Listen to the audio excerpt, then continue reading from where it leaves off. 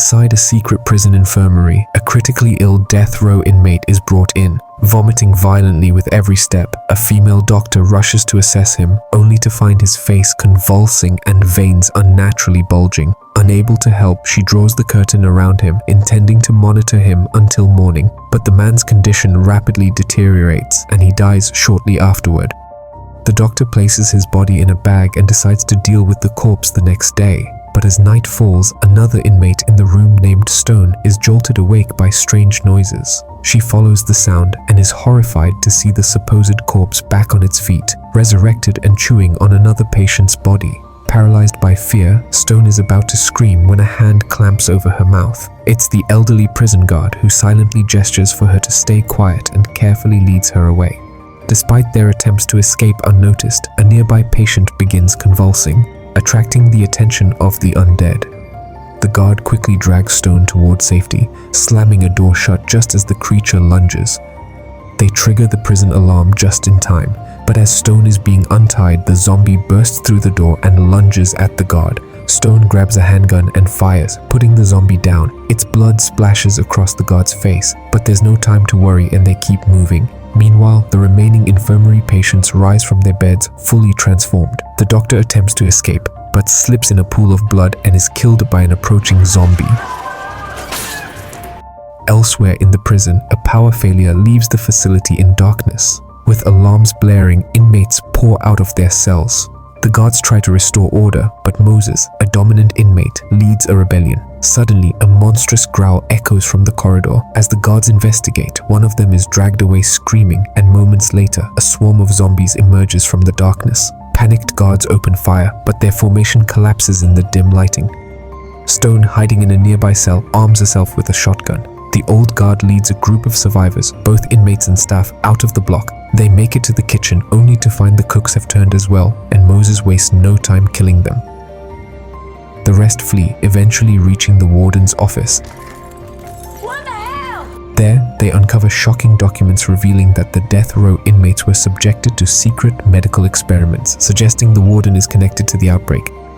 They confront the warden and demand answers, but before any explanation can be given, the power goes out again. Stone volunteers to fix it and heads alone to the generator room. She flips the main switch, only to find herself face to face with a motionless horde of zombies. As the lights blink on and off, the zombies only move when the lights are off, and Stone quickly realizes they are reactive to darkness. Using the opportunity, she escapes and rescues the doctor hiding under a table. She questions him, but he insists he's only a temporary hire and knows nothing about the virus. Back in the office, the doctor confirms that both saliva and blood are infectious. Stone proposes using light to freeze the zombies until they can escape at dawn, but the warden points out that the next supply plane won't arrive for 5 days, and there's no way to survive that long. Suddenly, the old guard collapses as the earlier exposure to infected blood has taken its toll. Everyone draws their weapons, but Stone steps in, protecting the man who saved her. She ties him to a chair and asks the doctor for a solution, but the doctor solemnly hands her a gun, urging her to end his suffering before he fully turns. Though heartbroken, Stone tearfully gives her savior a mercy shot. As the sun rises, they check the surveillance system and spot a crowd of survivors gathered at the prison gate. Among them is the warden's sister, and she insists on opening the gates. Stone, the doctor, and Moses join her, guns ready, as they prepare to let people in. Gunfire erupts as zombies try to breach the entrance. Those watching from the office see the bloody chaos unfold on camera. Despite the odds, the team successfully retreats into the prison, bringing the warden's sister with them. Blood is smeared across the girl's face, raising concerns about possible infection. For safety, the group retreats to a more fortified isolation room, where the girl is placed under observation. As Stone sneaks through the facility, she stumbles upon disturbing surveillance footage revealing the extent of the human experiments conducted on the island. Realizing her secret has been exposed and everything is falling apart, the warden grabs a gun ready to end her own life, but Stone intervenes and stops her. The warden, now under pressure, confesses that the experiments were initially intended to find cures for terminal diseases, but something went terribly wrong. Stone, however, isn't interested in the explanations and demands a way to contact a rescue team, but the warden remains tight-lipped. Stone tries to use the radio herself but finds that the communication lines are completely down. With no other choice, she decides to restore the system first. As she opens the door to leave, a zombie bursts in. Shockingly, it's the warden's sister. Stone raises her weapon to shoot, but the warden stops her just in time. She warns Stone that if her sister dies, they'll never make it off the island alive, because the rescue team will only respond to her voice. After promising to make the call, the warden convinces Stone to lower her gun. They regroup at the isolation room where other survivors are gathered, but Sarah and one of the guards conspire to betray everyone. They plan to kill the others to use their bodies as bait and escape amidst the chaos. Unbeknownst to them, the doctor has secretly handed Stone a sedative. When Sarah attacks one of the girls, Stone uses the moment to inject her with the drug, then knocks her out with a swift kick. Meanwhile, the doctor's zombie sister lunges at the guard and bites him, ending their escape plan before it even begins. As the remaining survivors decide to head to the communication room to restore contact with the outside world, they discover it's swarming with zombies. With ammunition running low, they hesitate, until the braided girl, wanting redemption for her past actions, insists on luring the zombies away. Moved by her courage, the group doesn't stop her.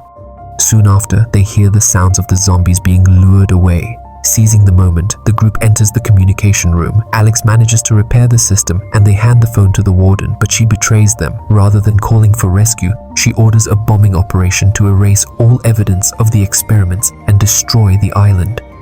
Before the warden can do more damage, the doctor shoots her dead. Alex grabs the phone, but it's too late.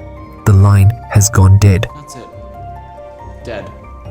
As the sound of approaching zombies fills the room, Moses courageously steps forward to draw them away, giving the others time to flee. While the group scatters, Alex is caught and overwhelmed by the undead. While passing the prison cells, Stone returns to retrieve her book, unaware that her zombie roommate is right behind her. She's knocked to the ground as the zombie's grotesque tongue extends toward her.